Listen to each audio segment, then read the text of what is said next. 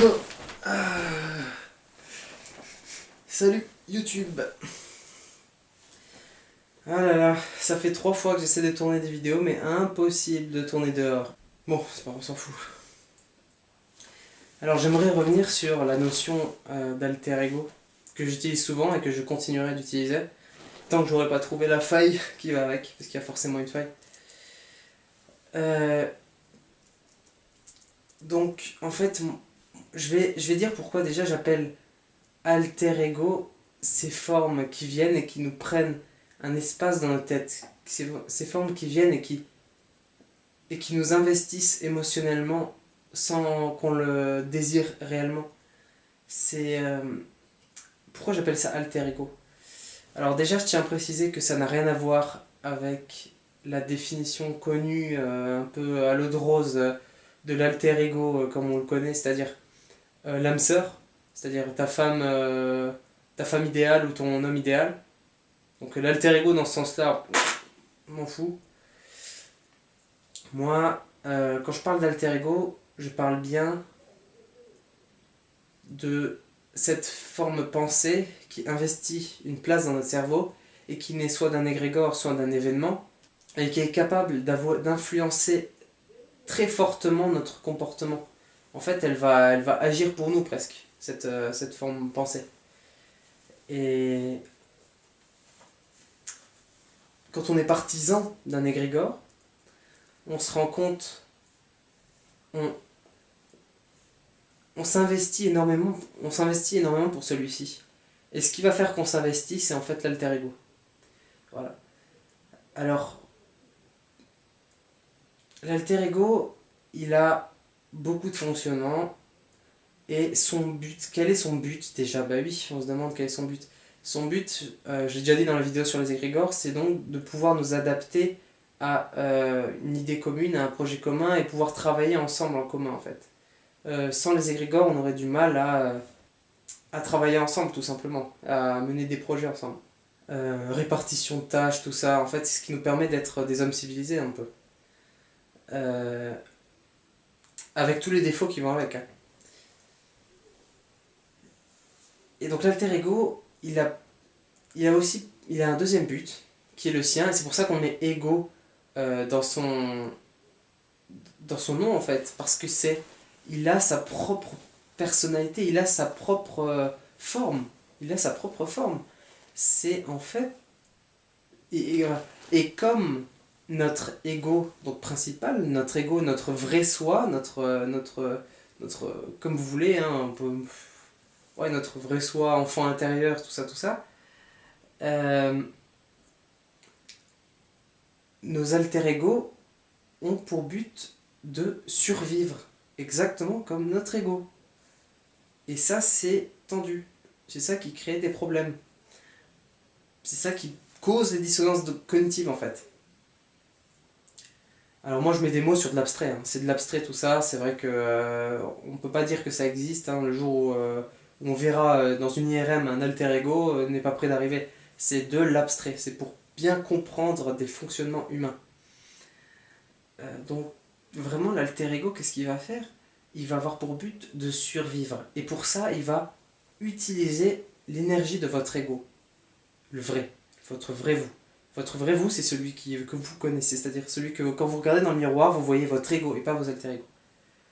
Et c'est votre corps, c'est tout ce qui va avec votre corps, vos 3 cerveaux, entre guillemets, donc l'intestin, le cœur, le cerveau, etc. Tout ça, voilà, c'est votre ego.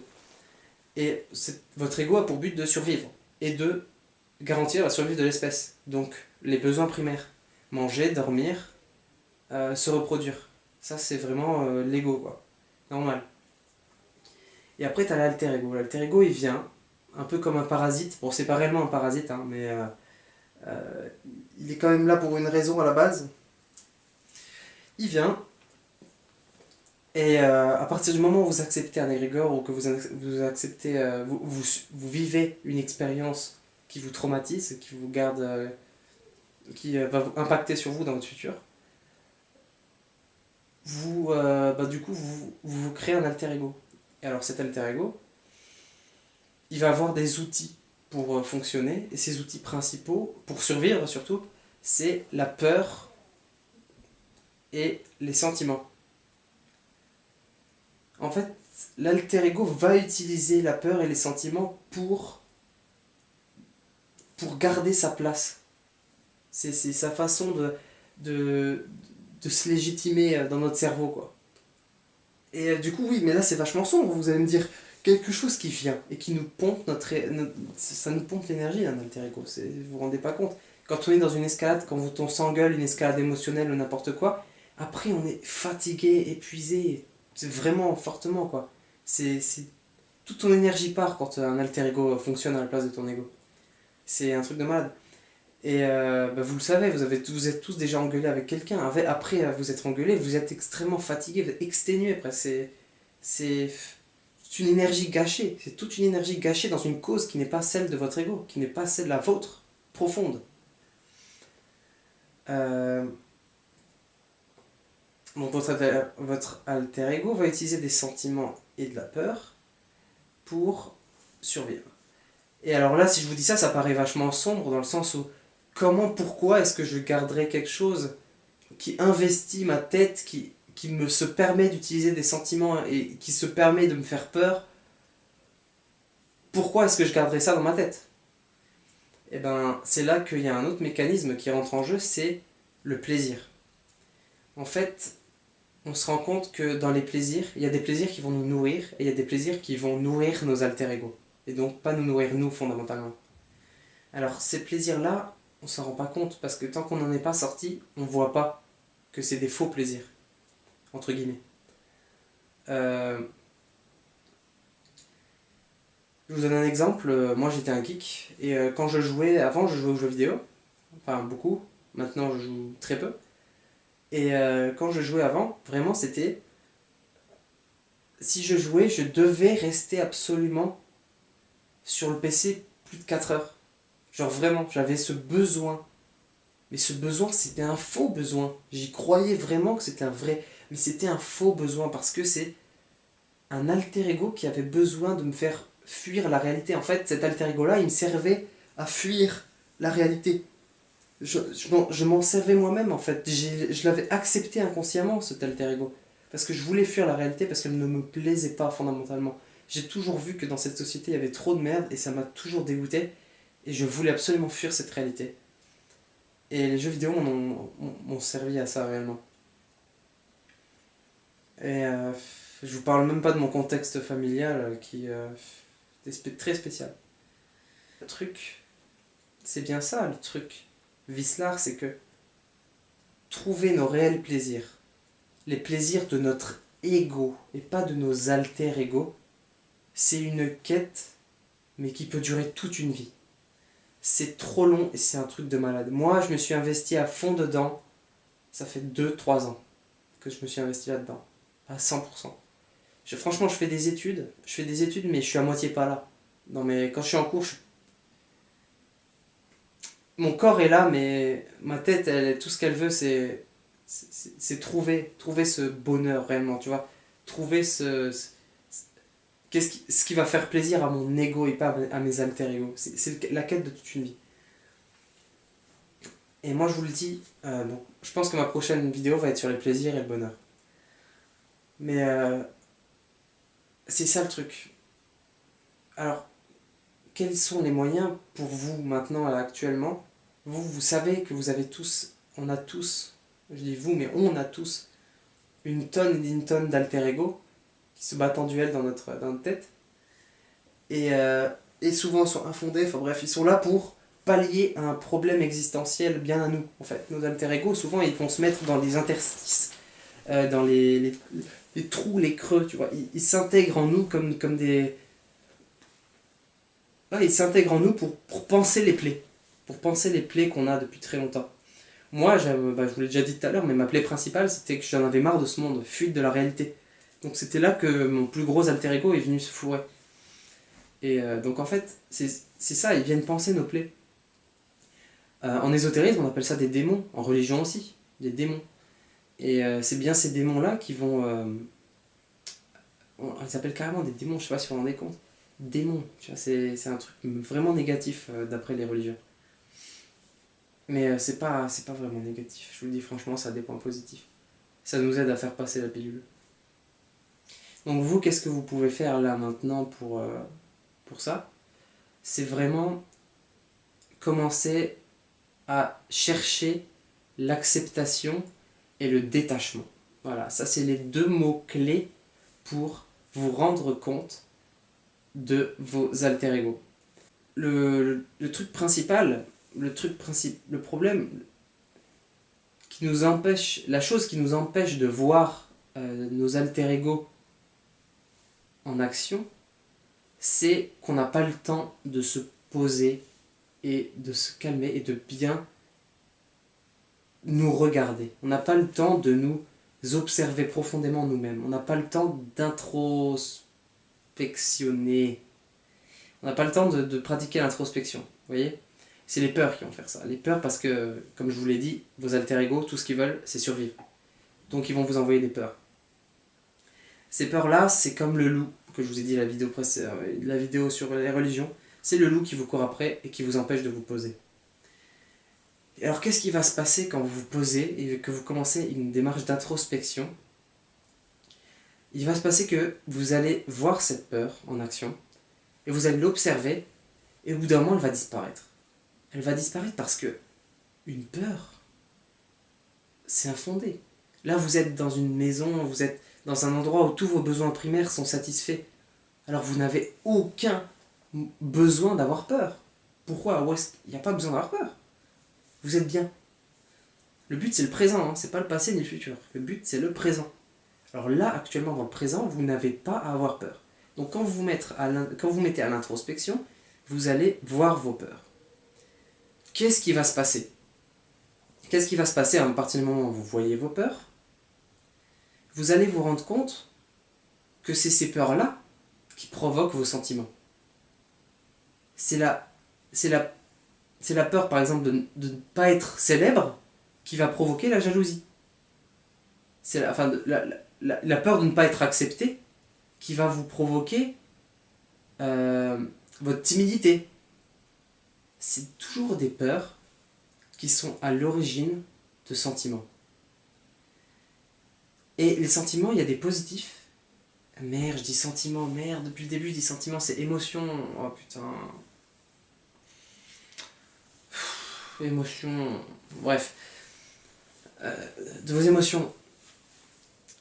Ah là là, je suis dégoûté. Donc voilà. Ce sont les peurs qui sont à l'origine de vos émotions.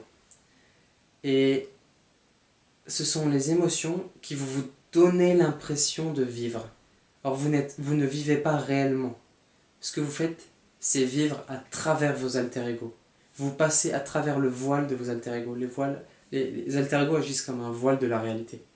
Vous pensez vivre lorsque vous alimentez un alter-ego. Et ça, c'est la chose la plus bizarre en fait. C'est-à-dire qu'on n'arrive pas du coup à se rendre compte du délire. Donc je reviens là où j'en étais. Lorsque vous vous mettez à l'introspection, vous allez voir vos peurs, vous allez voir que vos sentiments sont créés par les peurs, et vous allez ensuite voir que tout ça est infondé. Tout cela, ces peurs-là sont infondées. Et lorsque vous voyez que ces peurs sont infondées, qu'est-ce qui se passe? Vous allez pouvoir les accepter.